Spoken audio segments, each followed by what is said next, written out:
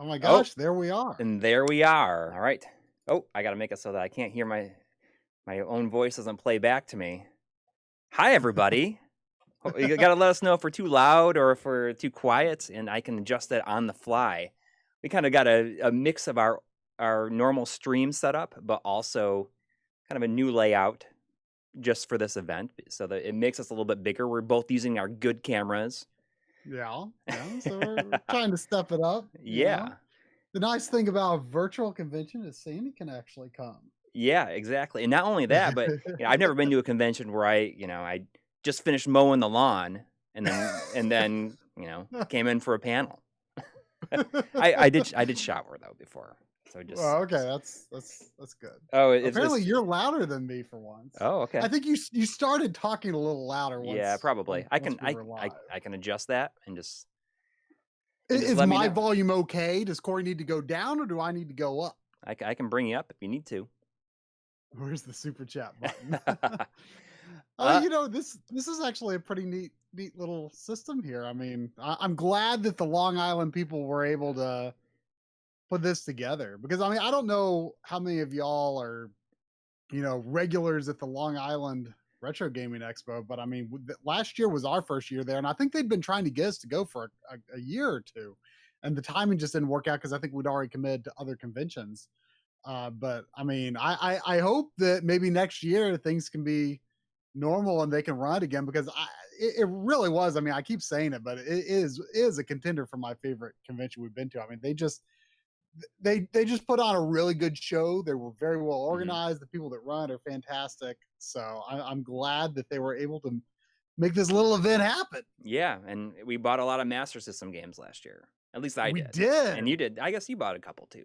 Well, I think the only thing that I bought that wasn't Master System or Sega Genesis was Biohazard Gun Survivor 2, the Code Veronica one, the Japan only Code Veronica Right. one for PS2. Because like for some reason, like that, I don't know if it's like a regional thing, but that expo was like really Sega heavy, which was good for me because like that's an area of my collection that needs some work. Yeah. So I found That's for plenty to sure. get. And unfortunately, that's the only thing that we're missing out on is by doing something like this is that we can't. Our wallets are probably happy. Yeah. I mean, our wallets are saved. certainly, I've made fewer visits to the local game stores and fewer visits to conventions. So I mean, I guess it all balances out. There's some good sides to everything, right? Yeah. So we want to thank everybody for having us at this, and we're just gonna do a general Q&A. You can feel free to ask us. Yeah, anything. we're just going to hang out and chat here. I mean, keep an eye on the chat. Again, one of the nice things about being virtual here is, we've got access to our stuff. If there's something you want us to show you, in theory, we can make that happen. Yeah, Trey he can take his camera off his tripod and move it around and show you different things if anybody wanted to see something. I mean, this is a new, anyone who's like kind of followed our streams and stuff, that I'm kind of in a new room that I built last fall. This is kind of just my retro setup. So it's interesting. Yeah. All right. There we go. So if anybody has a question, just feel free to type it in the chat. If not, we'll just riff on what's going on, I guess. I mean, what games did you buy last year? I mean, like what do you think is the game that you spent the most money on last year? What did I spend the most money on? I've probably got a photo of what I bought on my phone. I know you bought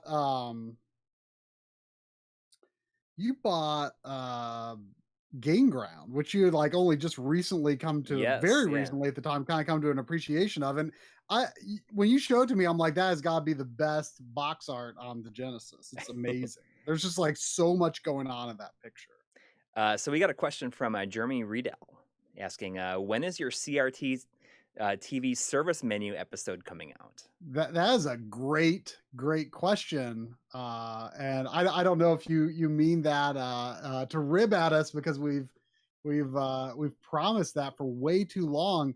But early this year, before everything shut down, but around the time that people were like, this virus thing is probably going to be coming, isn't it? This was late February. I went to Matt Lisi's house. Matt Lisi lives in the town I was born in, actually, like less than 2 hours from here.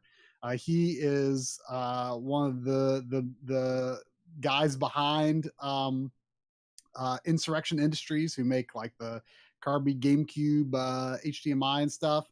And Steve Nutter, who runs this channel on YouTube called Retrode. And anyone who's interested in CRT repair or anything about the technical aspects of CRT really needs to watch his channel. He was delivering a refurbished 20L5 to Matt in person, and also was going to recap on site a 20 M2 MDU that Matt had that needed recapping.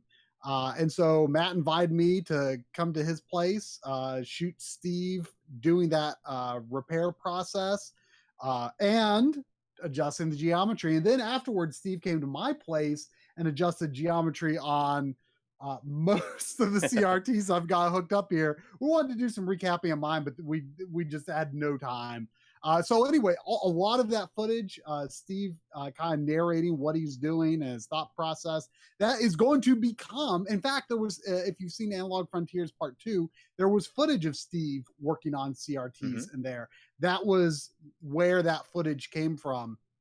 And that will become a significant portion of the CRT geometry episode. So you can officially say it is, after like what, promising it like 5 years ago, it is officially in production. There was a question. So there's a tab for Q&A where people can put the questions in. So that's what I'm going to be using. So if anybody in the chat, if you click on the Q&A tab, just type your questions in there, and then it makes it easier to follow along. There's a question from Michelle Bridges asking, will you guys be reviewing the Analog Pocket before it launches? And I hope so. I mean, we haven't heard anything, and we had a chance to beta test the Super NT and the Mega SG, so I'm hoping this will be a similar situation. And the NT Mini as well. I mean, yes. Well, I mean, you got the NT Mini like after it already been out for a while. No.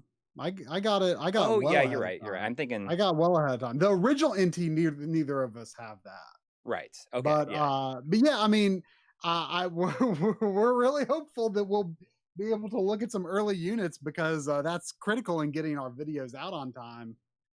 Because that Mega SG one turned out to be really long. But so yeah, I mean, I would almost surely expect. I mean, Analog does things like pretty by the books. I mean, they have like embargo dates and stuff.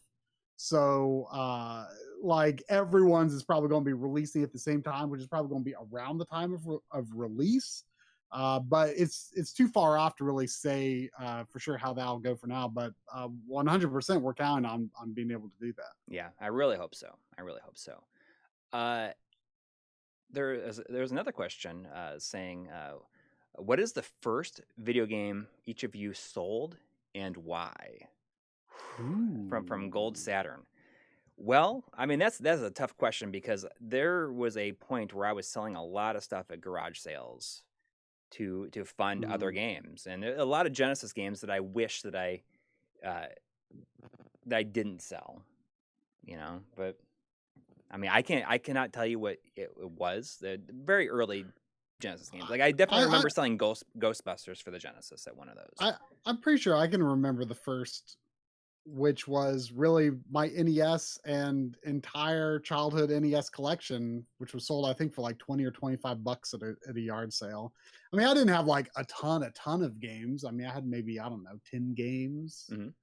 And the reason was, it was 1996. I decided that I really needed the N64 uh after playing it. And I was the age where my dad was like, you need to learn about saving up money and everything. So he was like, well, you should sell some stuff at the yard sale you have and make you some money to buy that. And my mom was like, you're gonna regret selling that. Because once I got my Super Nintendo late. I got in late '94, and once I got that, like, especially because I had like Super Mario All Stars, and there I had my favorite NES games playable on Super Nintendo. I just stopped playing my NES entirely. And my mom had the foresight to be like, "You're gonna wish you had that one day." Yeah. And my dad's like, "No, you should sell it." And my mom was right. She Yeah. was right, because, like 2 years later, I'm like, man, I missed out on so much NES stuff. And, I asked for an NES and a bunch of NES games from Funko Land for my birthday a couple years later. But you know what? That was a good revelation to have, like, at that time, like, oh, wait, old systems are still really good, and there's still a lot of games I want to play for them, because that time frame of like late 90s, that was good to be buying all those NES games, Super Nintendo RPGs and stuff like that. So worked out. But that was definitely I'm almost positive that's the first thing I sold, and it was a mistake, but it worked out. There's a question from Henry Clark asking, I know Try is doing a video, so I don't want him to scoop himself on it. So Coury, what is your which Game Boy mod included is your go-to? I mean, do you want to talk about the episode that you're doing right now? Because I think that will probably be out next week, and I think it's hopefully, yeah. I like the AGS 101 for most stuff, but I think it's going to be interesting to see the reaction to this video that Try is working on right now. Yeah, because there's like all of these IPS replacement screens that have been kind of making a big splash in the Game Boy scene lately. And I kind of just decided to go all in on. I bought 3 of these kits. No, eventually 4. And you thought it would be kind of generally an easy episode. I thought it was going to be easy because everyone's like talking about these things like, oh man, these are awesome. But like, I end up finding some weird behaviors that I feel like people aren't talking about that much. And I like confirmed this with like other people, like, who were part of like our Patreon Discord, and some people that were in our Sunday stream chat. And I've talked to some other people. Like, it's not just me. Like, there are some very strange behaviors on these IPS screens that don't entirely ruin it, but they bug me. And the experience is far from perfect. So I won't necessarily get into the specifics, but it'll be an interesting video, because it has some of, I say in the video, like, one specific issue, I say it's not like the worst thing ever, but it's like just the weirdest, absolute weirdest visual, like, artifact, like, I think I've ever seen in any of these like retro products. It's weird. It's weird. It's like, it defies explanation. So it's fascinating. It's fascinating. And so definitely watch it before you buy into the IPS screens. Maybe it's not going to bother you. But some of these issues bother me anyway. Yeah. There was a question from Jonathan Hinson, who is a stream regular of ours. Oh yeah. Good to see you here. How does the Sega Genesis Mr. core stack up against the analog Mega SG core? I have the Mr., but not the Mega SG. And I think it all comes down to the audio. The audio is amazing on the Mr., and it's been used, like, they've used MD Fourier to analyze different versions of the Genesis hardware, and you can choose from the different kind of hardware that you want, or audio hardware that you want to use on the Mr., which is missing. That was something that was, I believe, implemented by Raisha, who we actually met at Long Island Expo last year. Oh, yes, right. And I think as it is right now, the Mega SG has not been updated in a while, because Kevtris has been working on the Pocket, obviously. and also redoing everything for the NT Mini Noir. So, I mean, as it is right now, I think the Mister is a fantastic choice, and is if it comes when it coming down to like audio and like how many options you have, like Mister for sure right now. And Yeah, I the mean, only downfall of that is that you can't use your original cartridges if you want to use them. right. I mean, and I've generally heard that the Genesis core is considered like maybe it's considered possibly the most accurate on Mister right now. Don't quote me on that, but I think I've heard that said. I mean, so it's very, very impressive. But I mean, that's not saying anything against the Mega SG because you know, I'm not like the most hardcore, you know, I didn't grow up with Genesis, so I don't have like this predefined notion of how it should sound. And I personally really like the sound of the Mega SG, but it's not necessarily the most, it doesn't necessarily replicate any specific variation.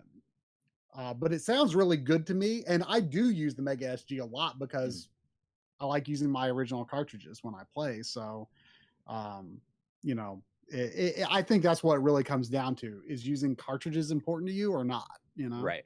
I see that we have Mr. Bob Neal in the chat there. Retro Oh, RGB is saying hey. who is saying NES might be the most Oh, accurate. okay. All right, so let's take a look at some of these questions. There's a question from Ryan McConnell asking, "Who are your Smash Ultimate mains?" Ooh. Whew, man. I mean, does it count that I haven't even unlocked all the characters of Smash Ultimate? I mean, I like Smash. I like the I like seeing what they put in Smash, but I'm not good at it. So I mean, it's I'm more not good about at just either. seeing like what's in it is more interesting to me than actually playing it. When I played through like the main single player mode, I can't remember what it's called, World of Light or whatever. Um, I had a lot of fun playing through that. And when I did the bulk of it was like right after Piranha Plant came out. And I just like really latched onto Piranha Plant and just loved how he played.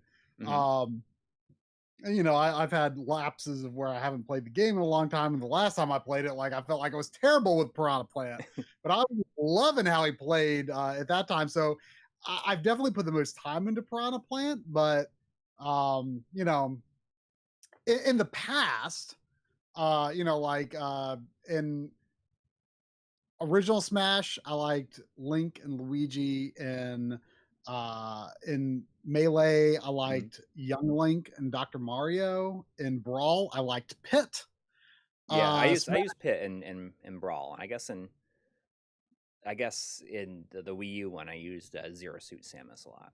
okay, I don't remember really what I use. I mean, kind of in general, I default to like Toon Link or Young Link. Like it's kind of like maybe not necessarily my best, but the one that feels like, especially if I haven't played in a long time, like those are the ones that I'm like most comfortable like jumping into. Right. There's another question from Michelle Bridges asking, do you have a video for the OSSC 2 in the works? I'm assuming you mean the OSSC Pro.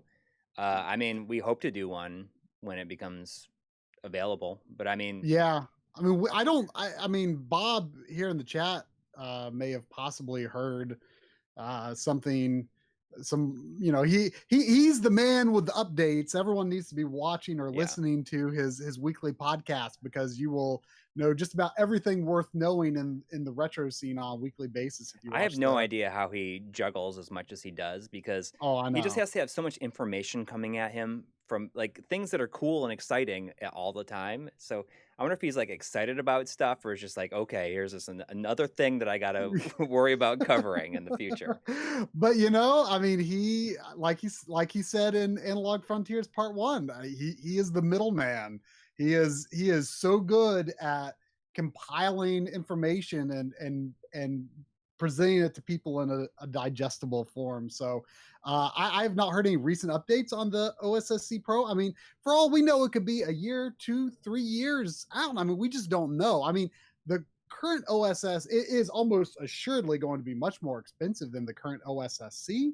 So, like, if your equipment is compatible with the OSSC and like the features that it currently has sound like the thing to you, I mean, it's like what, $130 now, I think. So I would not necessarily hold off on buying the current OSSC because I don't think that the Pro is going to replace the original. It's going to be a more expensive product with, you know, power user features that will almost assuredly become like the hearts of our setups. But I don't think it's going to be what everyone necessarily needs. So, I mean, the current OSSC is still amazing. Yeah. There's a question from Chris Frank asking, what do you guys think of using an OSSC with an HDMI to VGA adapter on a CRT PC monitor, especially for people who don't want to spend thousands it costs for a PVM? Specifically, he was asking about the OSSC. Yeah, using OSSC. You know, I actually did that on accident a few months ago because I was trying to send. I was just trying to come up with what's some signal that I've got this NEC multi-sync computer monitor that's beautiful. It's very, very nice. And I needed to shoot a shot of it saying like signal out of range or you know, no signal or signal not understood. So I was like, okay, I just hooked it up to an OSSC with one of those very cheap lagless HDMI to VGA adapters. And I was shocked by what it would accept. I had a very hard time getting it to not accept something. And I ended up turning on the NES and I'm just like, dang, like it looks really good on there. I mean, you know, and adding the skin lines on it, like it does look very, very good. And that is something I want to explore. You know, once Analog Frontiers is off my plate, I think I'm going to feel a lot more freedom to do a lot of these. Like, I should just do this subject. Right. And that's something I've wanted to do for a long time, is looking at PC monitors as like a alternative to PVMs. Yeah. A lot of people, you know, we get a lot of comments, you know, saying like, oh, you know, PC CRTs are just as good, or PC CRTs are better. And I think that's just, you know, it's the classic console war thing of like, you know, I have to believe that what I have is the best. And that's not necessarily true. They are different. Yeah.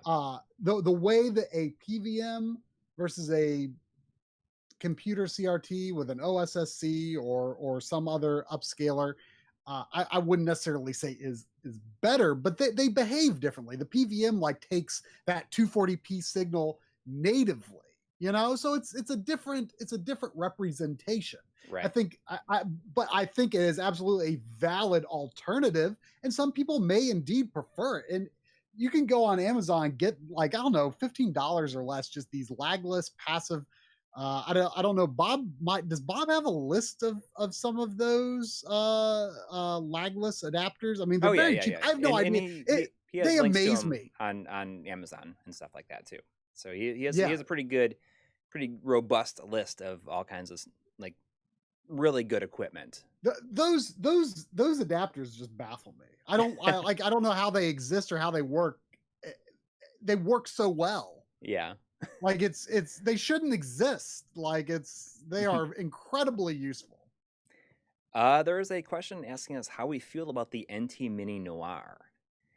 Well, I mean, it's interesting, isn't it? It is interesting. I mean, we had no idea. We had actually asked when it was first announced. We said, "Oh, is this something that we should think about pre-ordering so that we can cover it, or is it going to be any different?" And they're like, "No, it's not going to be any different." And so we didn't.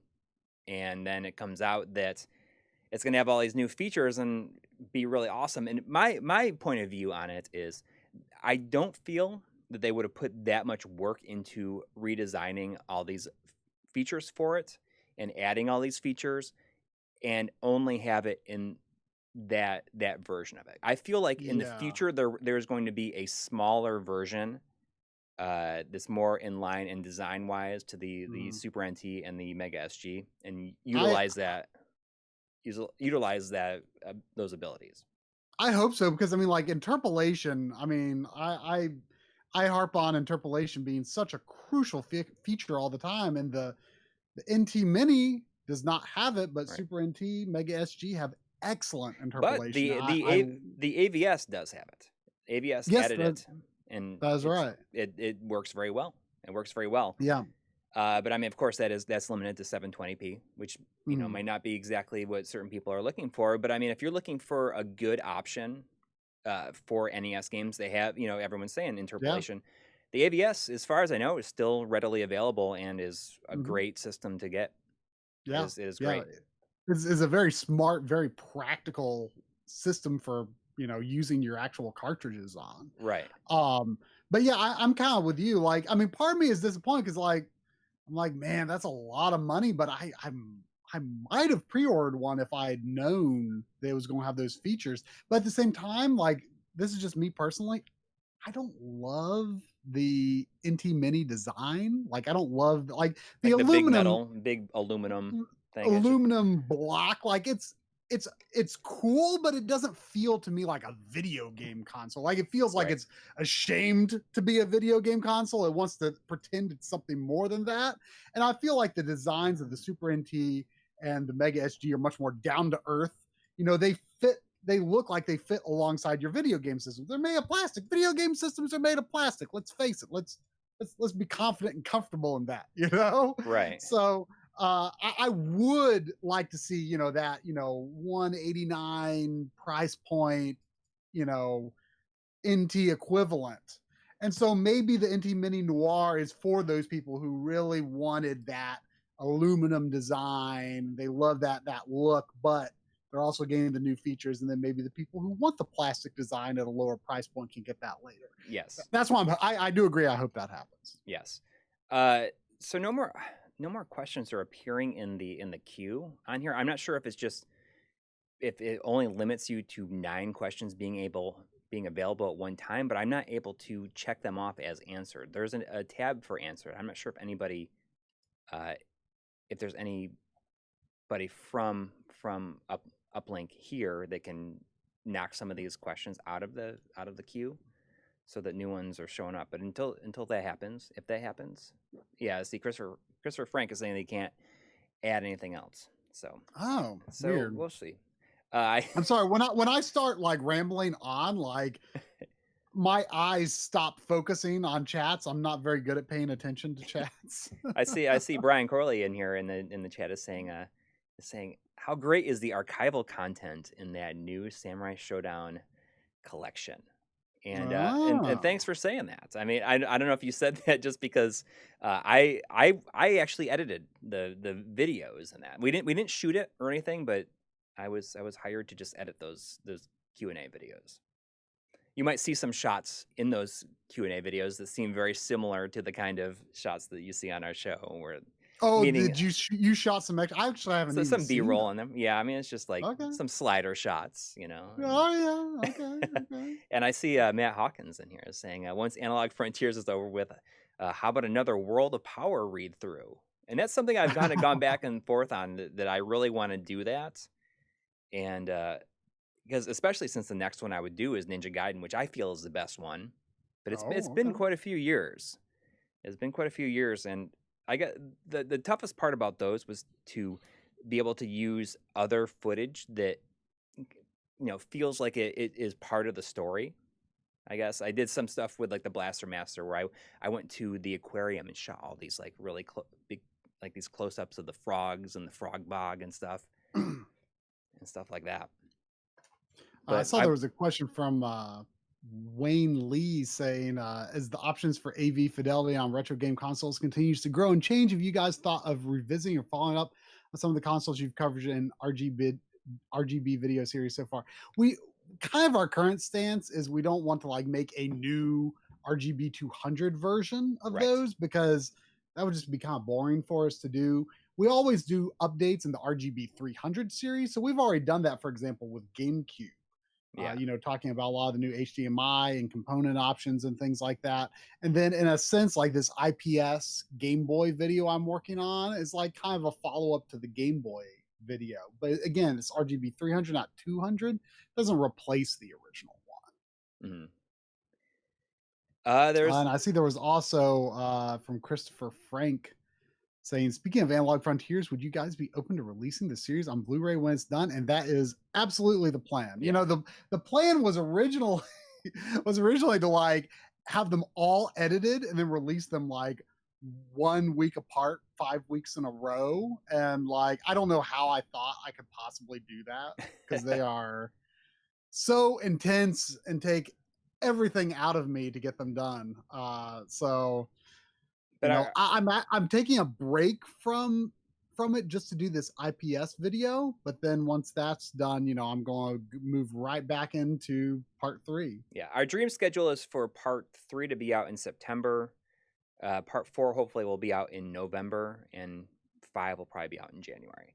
And that's what we hope. And the hope is to do a Blu-ray release. I don't know if it'll be a 1 disc like a DVD or a Blu-ray 50 disc where you can put it all on 1 disc, or it'll be a 2 disc. I'm not sure which is the more. Might have to be 2 discs. Yeah, I don't know which one is the more economical way to do it, but that is entirely planned. I mean, we still need to get around to releasing the M2 documentary, which we have the discs for. We need to get them packaged, and we've been talking to somebody to get it packaged. It's just because of all the stuff with the pandemic, it's been harder to get that stuff, and we've gotten sidetracked with other stuff. And I mean, we have M2 Complete Works, and I mean, especially now, M2 Complete Works is nowhere near complete because M2 has been doing so much stuff this last year. It's crazy.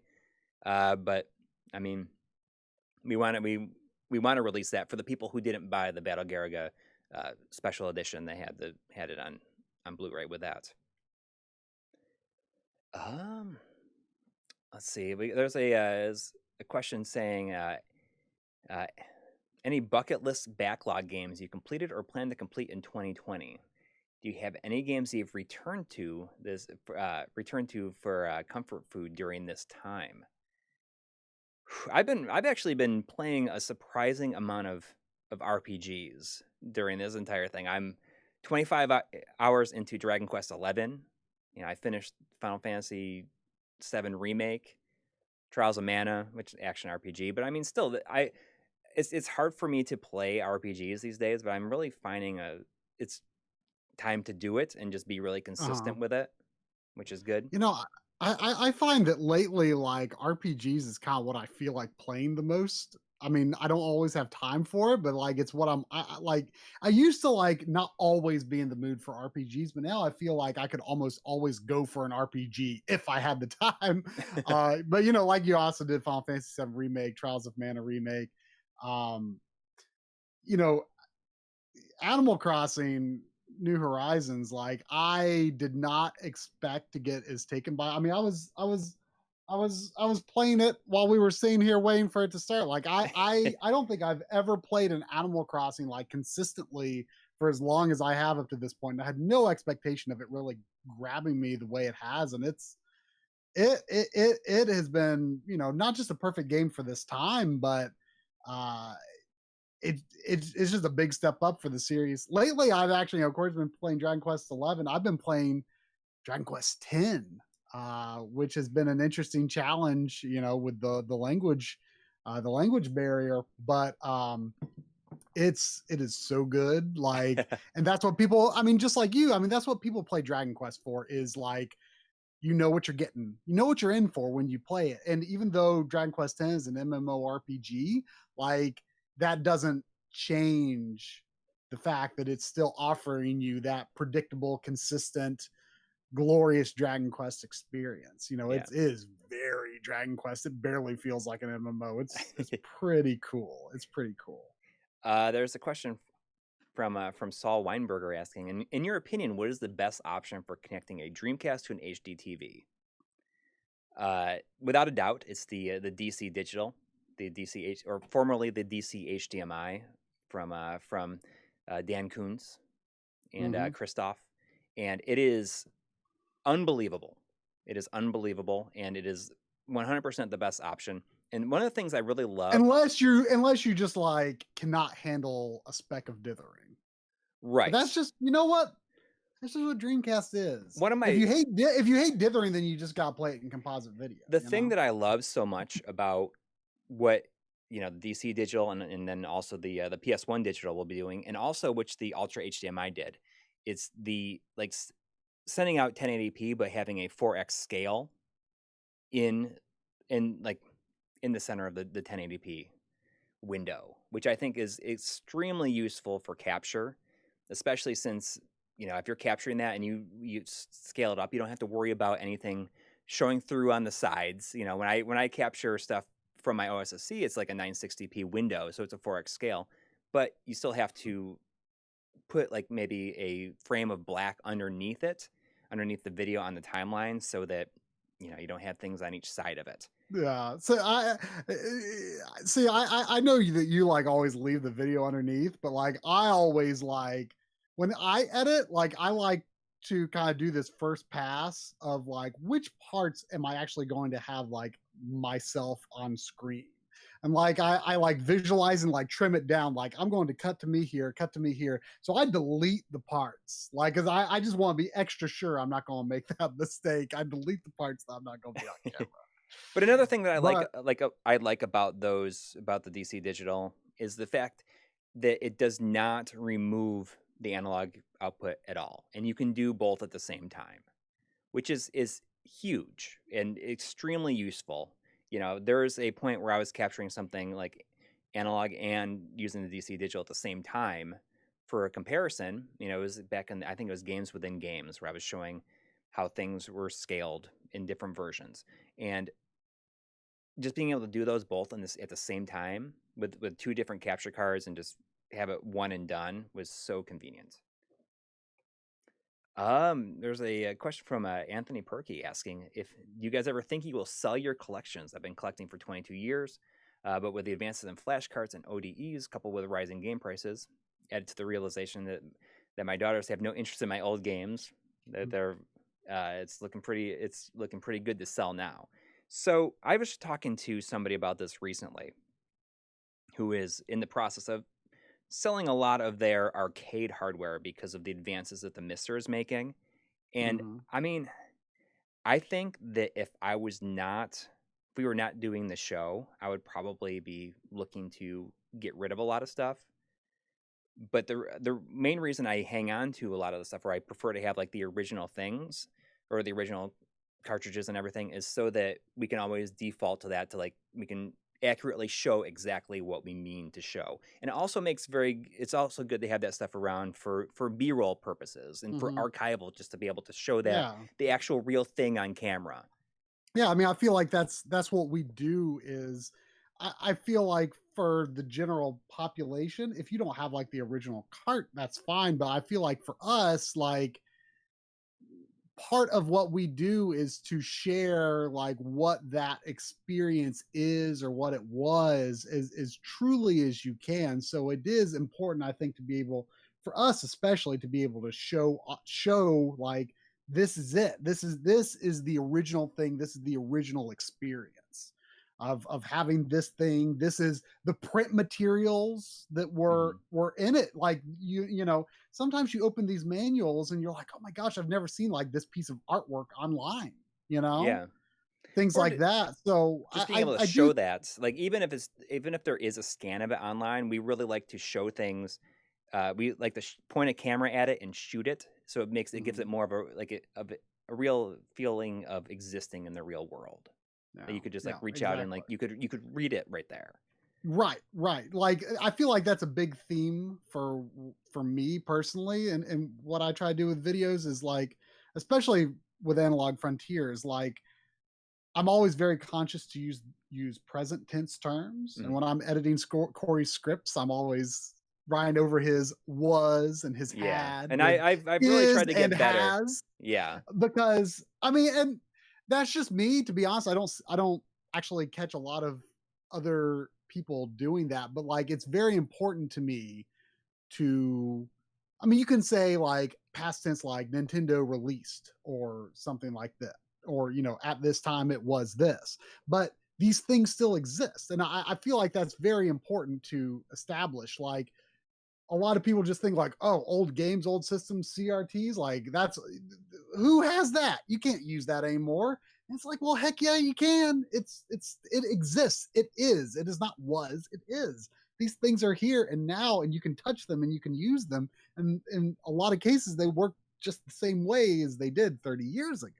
Right. So that's very, but you know, back to the original question, like I cannot personally see myself selling my collection because, you know, I have flash carts, but to me they're most of them are hand me downs from Coury. You know, he's Mhm. upgraded to, the X7 and whatever, and I've got his old flash carts. But to me, they're tools. Yeah. They are useful for making the show, for maybe having access to games that I don't have. Like if something is a good visual example of a certain effect or something that I want to show, or just to switch between a bunch of games very quickly.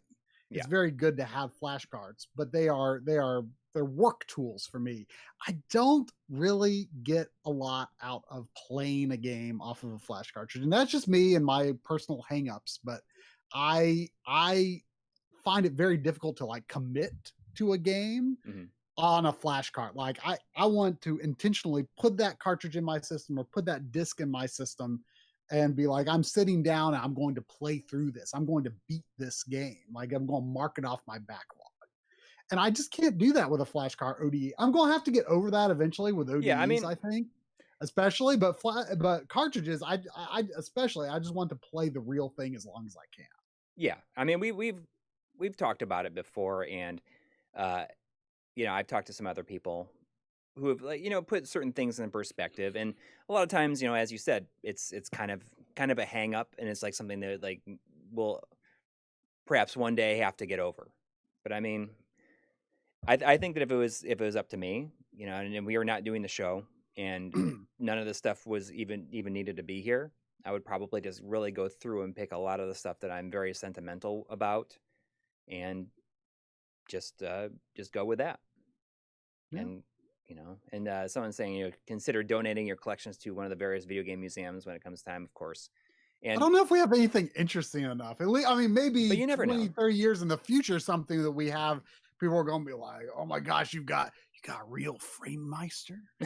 Which is crazy because someone just posted a link yesterday of a Framemeister that sold on eBay for $800. $800. And there was somebody who left a comment on a video recently saying one thing that they leave out of this is the fact that it costs $600. It's like not 4 years ago when this video was made. I mean, yes, it Yeah, was 300 at the time, it was but I mean, expensive, it's but certainly like, not. It's I certainly mean, not if you were 600. into if you were really serious about retro gaming, I don't think it's unrealistic to buy something that is the price of a new console. But if like you would get a lot of value out of that if you're heavy into retro games, but yeah, I mean, nowadays though, definitely go for the OSSC because it's what's current and it's what is affordable. It doesn't handle 480i the way that most people would prefer. The Framemeister still is kind of king on that, but yeah, yeah, I mean, it's out of production. What can you say? I see Voltar is in the chat there. Oh, hey. And every time I see him, I can't unhear like, you know what, guys? We're gonna make it. Yeah, This isn't so bad. the and Analog Frontiers Part 2. That was one of my favorite parts when he was saying, there's a lot of good upscalers that will really make that transition less painful for you. And you'll look at this and you'll see, hey guys, this doesn't look so bad. We're gonna make it. There's like this. He does like this spot on Solid Snake impression, and I feel like he has like started to partially assimilate Solid Snake because if you listen closely, like He'll if the dip in and out of it. if the trail end of a sentence that he makes, every once in a while you'll just get a little bit, just a hint of that Solid Snake gravel at the end of the sentence. There's a question from Michelle Bridges asking, I have a PVM 20M4U. We have one of those, I think. I'm pretty Do sure that we we? do. Or we may have the MDU, M4. I've got M2 MDU, which I really like which I because think is the same thing. I they have think. two.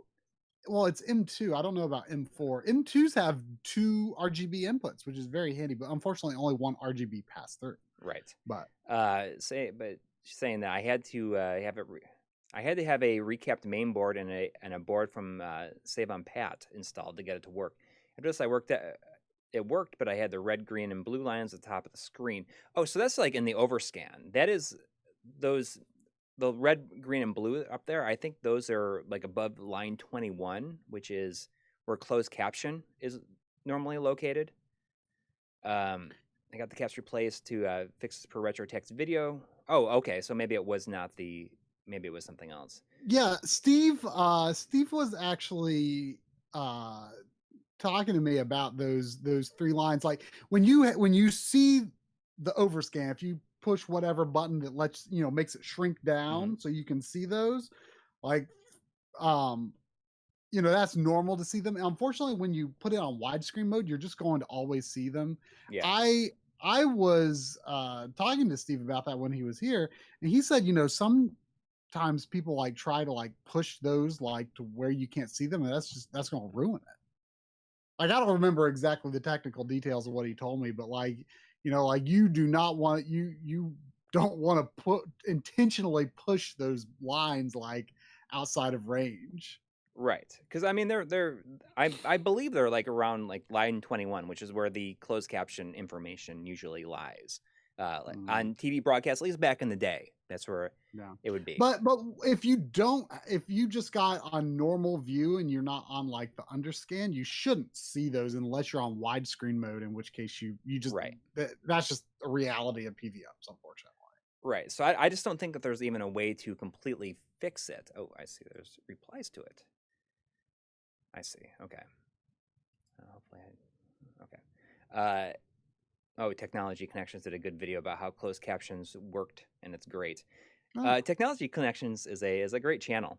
I have no idea what his like when he comes up with ideas for topics that he covers. I wonder what his what his pool of ideas looks like, because they're always such weird things a lot of times, like, oh, let's talk about these personal air conditioners and stuff like that. Or like why are like these kind of coffee makers better, or stuff like that. I mean, I have no idea. Like, there's no rhyme or reason for his subject matter, which is fun. Let's see here. Wow, there's 105 people watching. Yeah, that's pretty crazy. There's scrolling up a little bit. There was a question saying,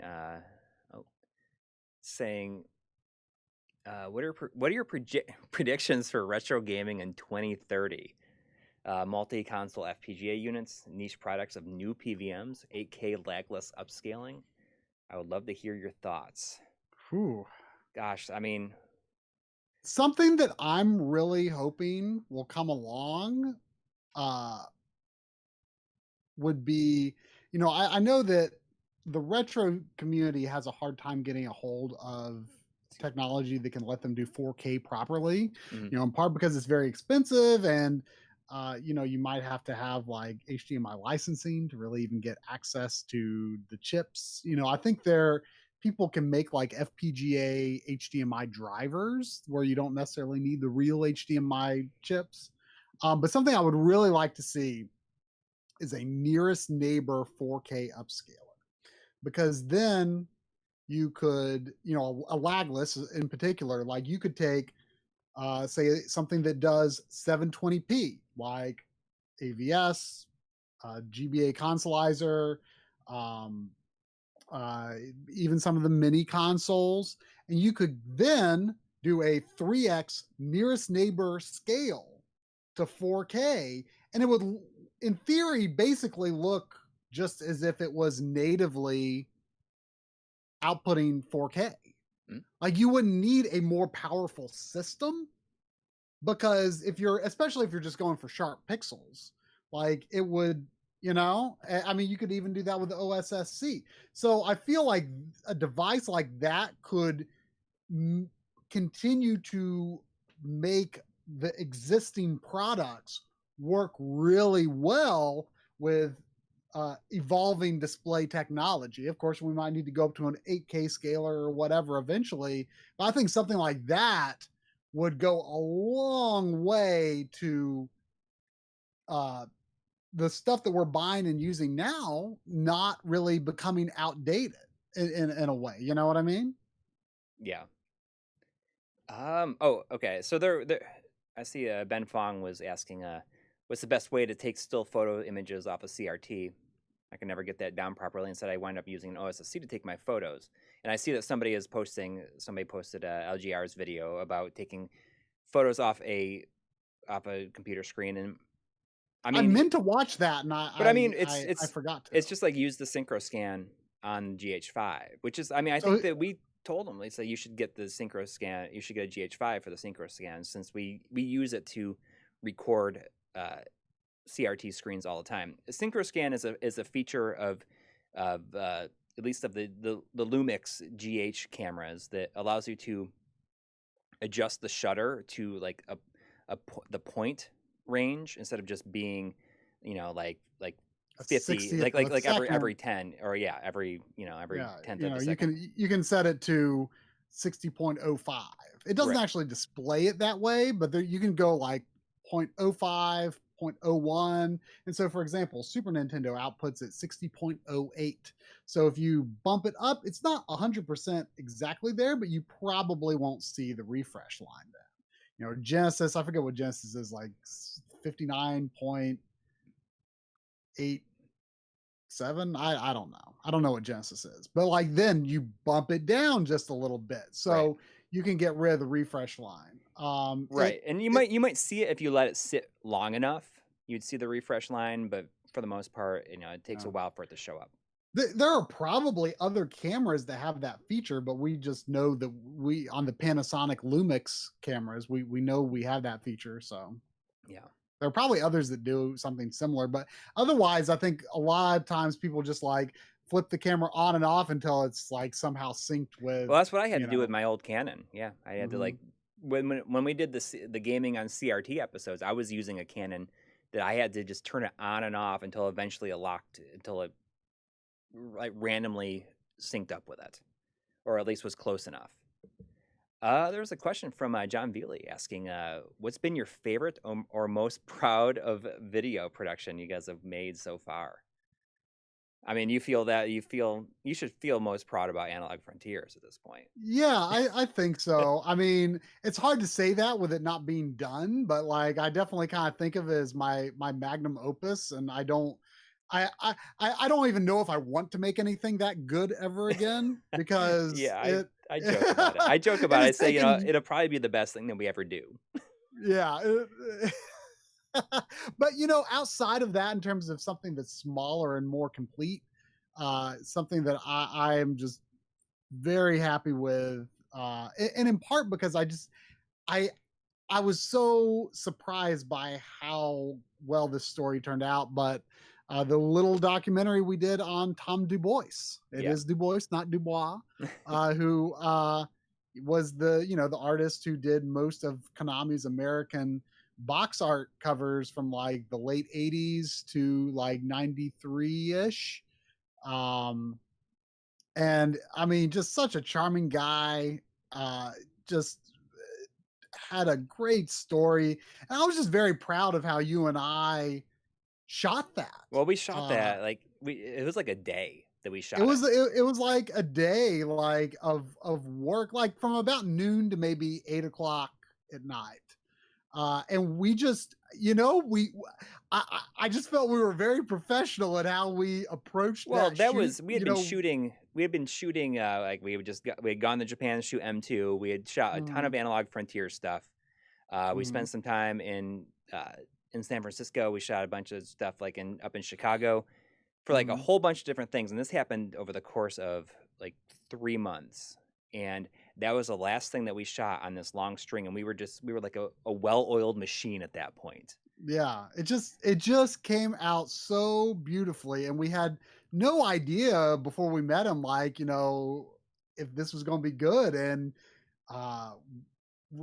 it just turned out so great. It's not one of our most viewed videos. I wish more people had seen it, but it has had, I mean, along with Analog Frontiers, part 1 probably has had just the absolute warmest reception. I mean, the comments just were crazy on it, even though the view numbers were not. So for me, in terms of the things that I have edited, definitely, Analog Frontiers up to this point, and the Tom Du Bois. Yeah, I mean, some people are saying, M2 is definitely like the thing that I'm most proud of. And I mean, same with Night Trap. Night Trap was a dream project. I mean, they were both dream projects. And you know, I'm really looking forward to this one that I'm finally getting around to editing. I'm going to, my mom is having a knee replacement in a couple weeks, and I'm going to stay with her for a while. And I'm bringing all this footage finally, and I'm gonna really try to get pretty far into this stuff that we shot. Gosh, it's like almost 2 years ago now. We shot all these interviews with former editors of Electronic Gaming Monthly magazine. And it's like that's kind of a documentary that I've wanted to do for a long time. It's just that various reasons has made it so that we did not do it sooner. But I'm just going to go ahead and do it. And that's the footage this is coming with me. And I'm gonna stay with my mom for a week, 10 days, and see how it goes. I'm just gonna crank through all that footage and see what I can put together. I'd like to point out that we've got 108 people in the chat right now, so we are all like a perfect, well-rounded Suikoden team right now. Yep. Let's see what else there is. But I mean, outside of that, I think like normal episodes, I'm proud of the controllers episodes that we've done. The amount of B-roll, and if you go back to early episodes of the show and watch the amount of B-roll that we do, slowly like expands, and I can't believe how much B-roll we shoot for every episode now. And yeah, if I go back to my old like project files I backed up, like the amount of clips are so much smaller than what they are now. Yes. In terms of like, non-documentary stuff I'm most proud of, the Game Boy and the PS2 RGB episodes, I'm definitely very proud of. And I feel like, especially the PS2 one, like really kind of revived my own interest in the system. Like it's been one of my favorite systems to like buy games for since then. Cause I was just like, you know what? Like I do that a lot. Like I go through phases with different systems, like a system that like maybe back in the day I kept pretty on top of and like bought stuff that I wanted as it was new. Like it's not interesting to me, but maybe something that I did, like I bought more GameCube games than PS2 back in the day. But now like I'm just like, man, like PS2 is so interesting to me right now because I am discovering more games that interest me like actively right now, whereas GameCube, like like I already have what I want for it. Like it's, I've been there, done that. PS2, I'm discovering, so much stuff that I ignored back in the day. Yeah. It looks like we got 3 more minutes. Okay. I'm guessing. I don't know if it says anywhere on the screen if it's almost over. Do we just disappear? Yeah, it's like just like a hard cut at the very end. So I'm saying like, have we backed the 108 Stars of Destiny? Have you backed the Kickstarter? And I got to say, I haven't. I reached a point where, if a Kickstarter is a certain level of success, like I have no reason to like put more money in, I guess, because I will buy it, and like that'll probably get a physical release, and I'll just buy that. Yeah, like if it's pretty for sure. I've not backed it either, but I definitely want the game. I might consider backing it. Just to like lock into that physical copy option. But like if it is for sure getting like a regular physical release otherwise, like I'll just buy it normally. But I may still go ahead and back that. Right. I see the Henry Clark in the chat is mentioning, like, if you enjoy this kind of Q&A that we're doing, every Sunday at 9:00 Eastern time, we do a live stream on our channel.